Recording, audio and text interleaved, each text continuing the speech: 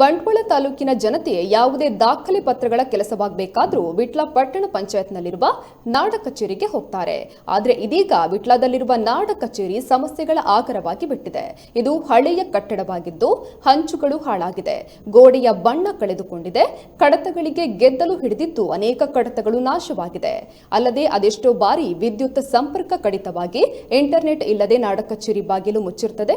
ವಿಟ್ಲ ಪಂಚಾಯತ್ ಪಟ್ಟಣ ಪಂಚಾಯತ್ ಆಗಿ ಮೇಲ್ದರ್ಜೆಗೆ ಇರಿದಾಗ ಕಂದಾಯ ಇಲಾಖೆಯು ನಾಡ ಕಚೇರಿಯನ್ನ ಅಭಿವೃದ್ಧಿ ಮಾಡಬಹುದು ಎಂದು ಅದೆಷ್ಟೋ ಜನ ಕನಸನ್ನ ಕಂಡಿದ್ರು. ಆದರೆ ಇದೀಗ ಅದೆಷ್ಟೋ ಜನತೆಗೆ ತೊಂದರೆಯಾಗ್ತಾ ಇದ್ದು ಸಕಾಲದಲ್ಲಿ ಯಾವುದೇ ದಾಖಲೆ ಪತ್ರಗಳು ಸಿಗ್ತಾ ಇಲ್ಲ. ಹಳೆ ಕಟ್ಟಡವಾಗಿರೋದ್ರಿಂದ ರಿಪೇರಿ ಕಾರ್ಯ ಅಥವಾ ಕಟ್ಟಡ ಬದಲಾವಣೆಯ ಕಾರ್ಯವಾಗಬೇಕು ಅನ್ನೋದು ಜನರ ಮಾತು. ಒಟ್ಟಿನಲ್ಲಿ ಅಪಾಯ ದೊಡ್ಡ ಸಮಸ್ಯೆ ಎದುರಾಗುವ ಮುನ್ನ ಸಂಬಂಧಪಟ್ಟ ಅಧಿಕಾರಿಗಳು ನಾಡ ಕಚೇರಿಯ ಸಮಸ್ಯೆಯನ್ನ ಸರಿಪಡಿಸಬೇಕಾಗಿದೆ.